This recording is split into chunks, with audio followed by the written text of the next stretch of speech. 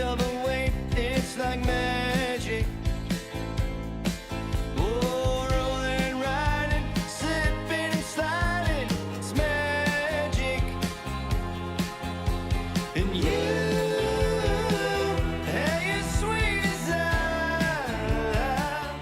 Welcome to In Your City Show, brought to you by Chesterfield, Clayton, and St. Charles County City Lifestyle magazines. And it just got super hot in here with our hot list guests coming from the cities of Maplewood. Brentwood. Brentwood. See, you never know what city they're going to come from here, There's right? a wood in there somewhere, yeah. So we've got our hot band guys here today, and we were kind of talking beforehand, and you guys actually are real band guys. You don't have day jobs. Well, I mean, your day job might be playing the band, but you know, I was talking about sometimes I see these band guys and then I walk into Walgreens and they're behind the pharmacy counter with their long hair and a ponytail.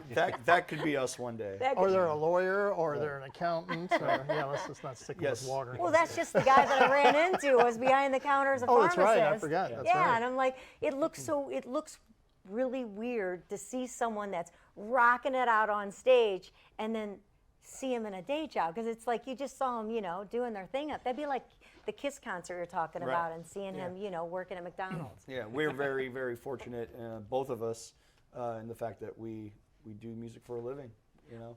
Well, I know you're excited to talk to him because Yeah, that was my life ex-band for a guy long and time ago. rock guy. Yeah. Gordon's a great singer. I've Was. been witness to that. You're still an amazing past singer. tense. He's just in bed by 9 now. Yeah, I used instead to start work at 9, now I'm in bed by 9, yeah. I am too most nights. So you play, I play the cello. all right, and this is Jake Brookman.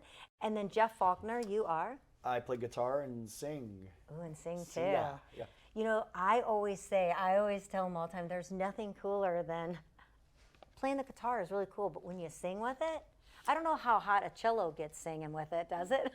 There are a few cellists that sing You with their still turn instrument. the girls. I'm not one You of them. still turn the girls on doing the cello and singing at the same time. It's possible. It's possible. He can play behind his back. So this is an interesting question because Eddie Van Halen didn't grow up starting with the guitar. So what, did you start with the cello, or is it? Yeah, I heard the cello when I was in 3rd grade. The woman who taught strings at Barrett's Elementary School played for our class, and I fell in love with the sound. She was also an attractive woman, so that may have helped too. But so Sticking Women with see this. you And then to they be your said that, key you know, interest there. they said that you had to wait until 4th grade to play it. So I think waiting a year made me want it even more. Really? And so I began when I was 9, and I'm 51 now, so I've been playing about 42 years. Wow. Wow. And it's taken me to New York and all over the Midwest and the East Coast. And Very cool. You've been with the symphony, you said? You've played with. I played with the St. Louis Symphony once. I play with the University Symphony Orchestra on a regular basis. I'm their principal cellist, and then I have several other projects that I'm in, What are- including Mr. Blue Sky. Well, what are some of the big bands that you're allowed to mention that you've brought your cello into? I've been lucky enough to have played with The Who twice. I played with them on their 2019 tour and their 2022 tour.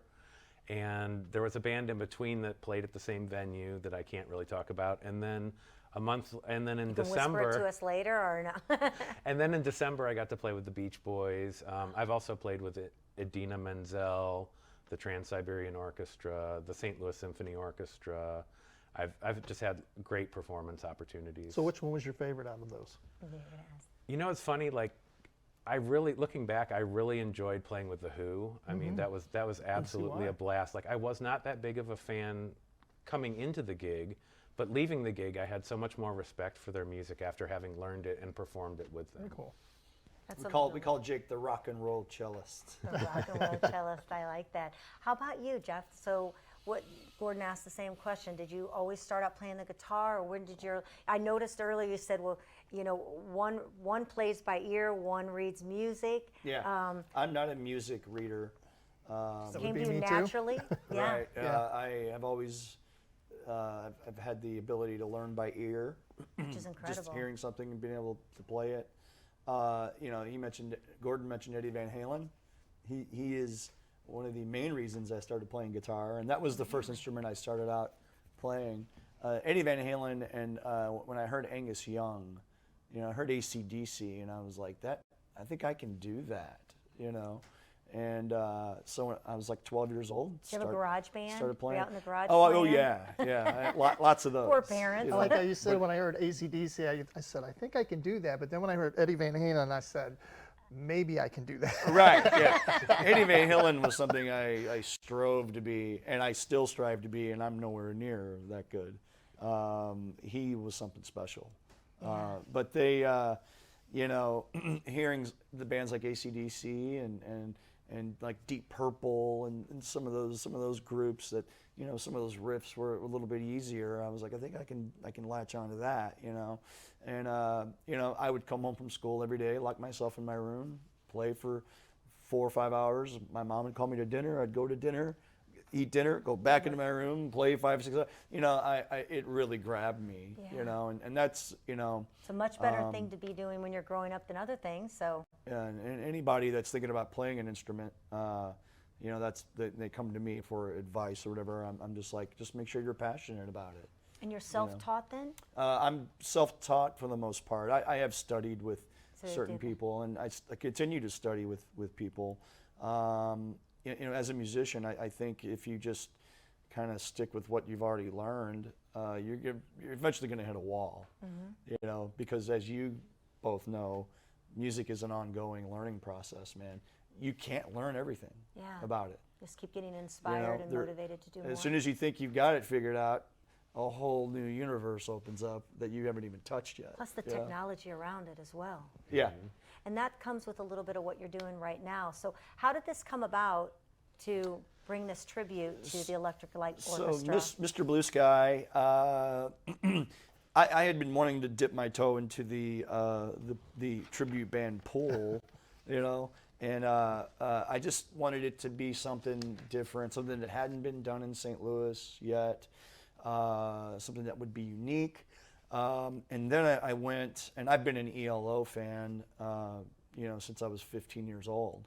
And I have a deep admiration for Jeff Lynne as a songwriter, producer. I think he's one of the best songwriters and producers ever in the history of rock and roll, and just music in general. And then I went up to Chicago in 2018 and saw Jeff Lynne's ELO. And, walked into that show, and, 5 songs into that concert, I had my mind made up. I was like, I'm doing this.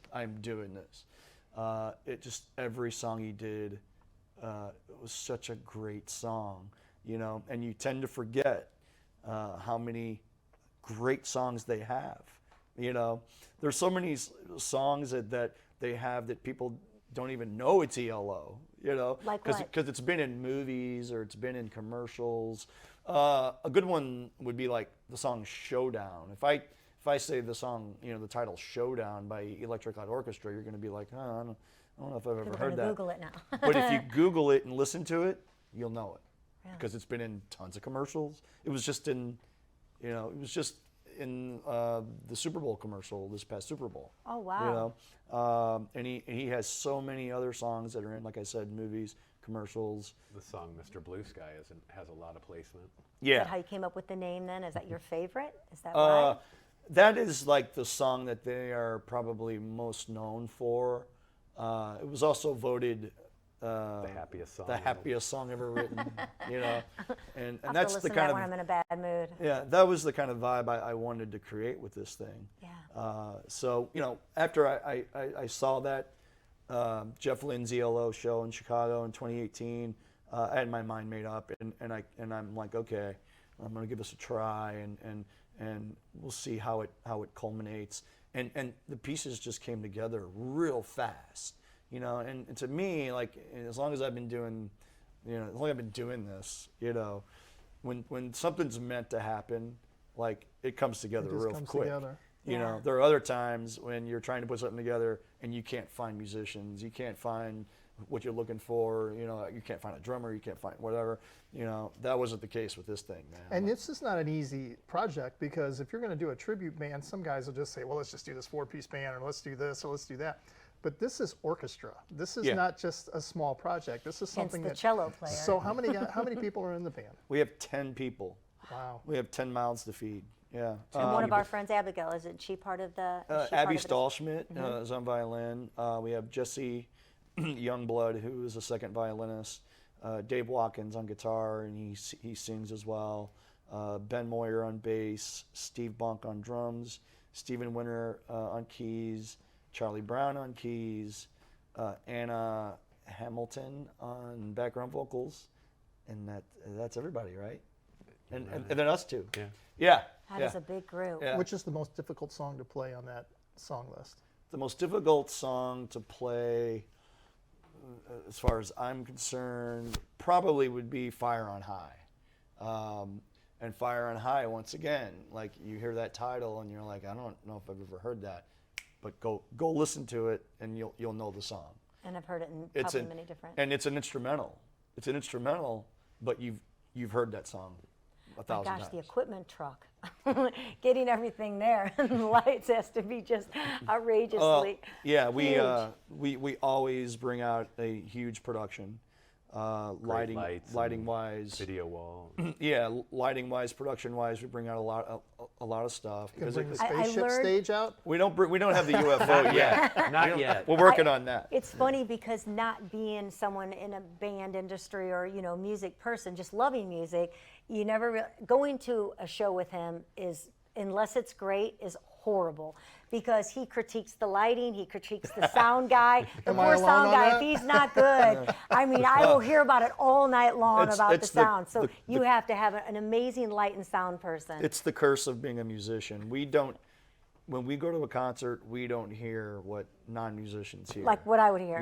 Like it kind of sucks. Like I wish. Yes. I'm I not wish going I with you could just go anymore. to a show and enjoy it Right. like Be a someone fan. like you Yes, does. you're you know. critiquing But I'm it like, the whole time.